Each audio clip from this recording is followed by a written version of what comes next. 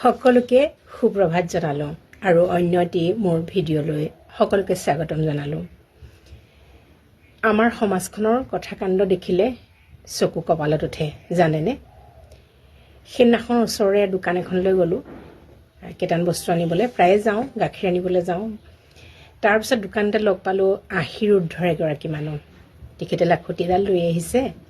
তাৰপিছতে মই মানে বয়সস্থ মানুহ লগ পালে ভাল লাগে দিয়কচোন, নিজৰ মা দেউতা নাই, গতিকে সেই অভাৱটো সদায় অনুভৱ কৰোঁ। ইয়াতো এইখন ঘৰতো শাহু বা শহু কোনো নাই, গতিকে বয়সস্থ মানুহ লগ পোৱাই নহয়। কেতিয়াবা কোনো দুই এজন বয়সস্থ মানুহ যেতিয়া লগ পাওঁ তেতিয়া মানে আন্তৰিকতাৰে কথা পাতিবলৈ মন যায়, সুখ দুখৰ কথা পাতিবলৈ মন যায়।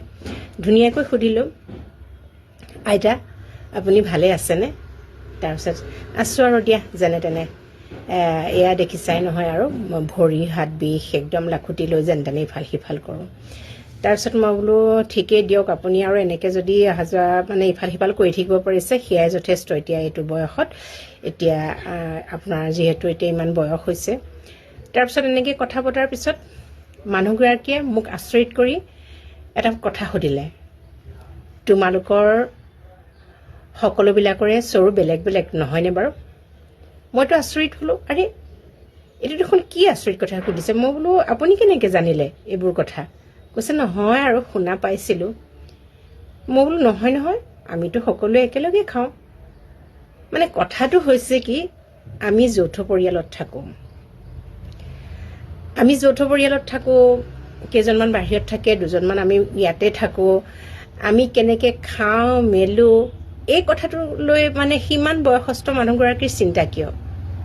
তুমি ভালে আছা, তোমাৰ নিজৰ ছোৱালী আছে, তুমি ভালকৈ থাকা খোৱা, সেইটো নিজৰ কথা চিন্তা কৰিব লাগে নহয়নে বাৰু? এই 80 বছৰ ঊৰ্ধৰ মানুহগৰাকীও মোক যেতিয়া তেনেকুৱা এটা প্ৰশ্ন কৰে, এতিয়া যৌথ পৰিয়ালত মানুহ থকাই টান। আজিকালি কোনো মানুহ যৌথ পৰিয়ালত থকাটো পচন্দ নকৰে, সকলোৱে নিজৰ নিজৰ পচন্দত থাকে। তথাপিও কেতিয়াবা পৰিৱেশ আৰু পৰিস্থিতি সাপেক্ষে আমি এতিয়া যৌথ পৰিয়ালত থাকিব লগা হৈছে, আৰু আমি যেনেকৈ আছোঁ তেনেকেই আছোঁ নহয় জানো বাৰু? নিজতকৈ ইমান সৰু এজনী বোৱাৰী নহয় জানো বাৰু, তেওঁৰ মানত মই এগৰাকী ওচৰৰ বোৱাৰী। গতিকে মই একেলগে খাইছোঁ বা বেলেগকৈ খাইছোঁ, তেওঁৰ এইটো চিন্তাৰ বিষয় হ'ব নালাগে। একেলগে যদি খাব পাৰিছোঁ সেইটো ভাল কথাহে, সমাজৰ কাৰণে এটা শুভবাৰ্তাহে নহয় জানো বাৰু? যদি আমি একেলগে সকলোৱে খাই বৈ আমি মিলা প্ৰীতিৰে থাকিব পাৰিছোঁ তেনেহ'লে সেইটো ভাল কথা। যদি কাজিয়া কৰি বেলেগকৈ থাকিব পাৰিছোঁ সেইটো আমাৰ ব্যক্তিগত কথা। কোন কেনেকৈ থাকে, কাৰ কেনেকুৱা লাইফষ্টাইল, এটা বয়সত সেইবোৰ চিন্তা কৰাটো বা লোকৰ ঘৰ কেনেকৈ চলিছে, কি খাইছে, কেনেকৈ আছে, এই বিষয়ে চিন্তা কৰাটো জানো সিমান বয়সীয়াল মানুহ এগৰাকীৰ দৰকাৰ আছে? কেতিয়াও নাই নহয়নে বাৰু? আজিকালি মানে ভাবিব নোৱাৰি, সমাজখনত যিমান আপুনি কাজিয়া চাজিয়া লাগি ঘৰত যিমান কাজিয়া হৈ কৰি থাকিব পাৰে সিমান ওচৰ চুবুৰীয়ে খুব ভাল পায়।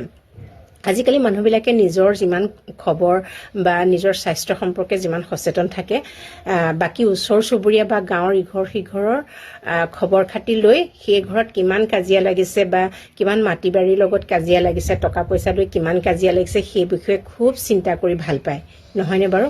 কি কৰিব, উপায় নাই। এইখন সমাজেই হৈছে আমাৰ সমাজ, এইখনেই আমাৰ অসমীয়া সমাজ।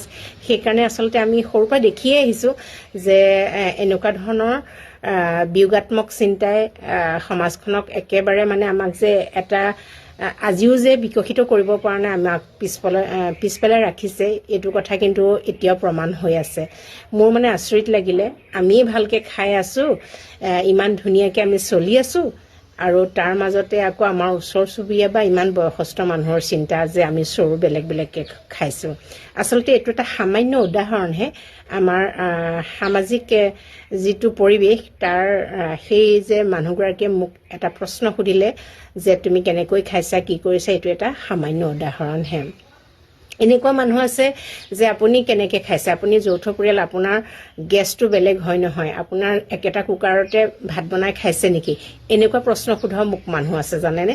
আচৰিত লাগে মানে। মই সেইকাৰণে ক'লৈকো যোৱা বাদেই দিওঁ, বা মানুহৰ লগত মানে যিবিলাক মানুহৰ লগত মন নিবিলে মই সেইবিলাকৰ লগত নাযাওঁৱেই বা কথা নাপাতোৱেই। কিন্তু সেইদিনাখন ইমান বয়সস্থ মানুহ এগৰাকীয়ে তেনেকুৱাকৈ কৰা এটা প্ৰশ্নই মোক সঁচাই আচৰিত কৰি তুলিলে মানে মৰিবলৈ আৰু কেইদিন বাকী আছে কিন্তু কাৰ ঘৰত কি হৈছে কোনে কেইটা চৰু পাতি খাইছে মানে তেওঁলোকৰ সেইটোহে চিন্তাই বেছিকৈ খুলি খুলি খাইছে যেন পাইছে দেই লগ পালে যে এনেকুৱা ধৰণৰ আচৰিত প্ৰশ্ন কিছুমান সোধে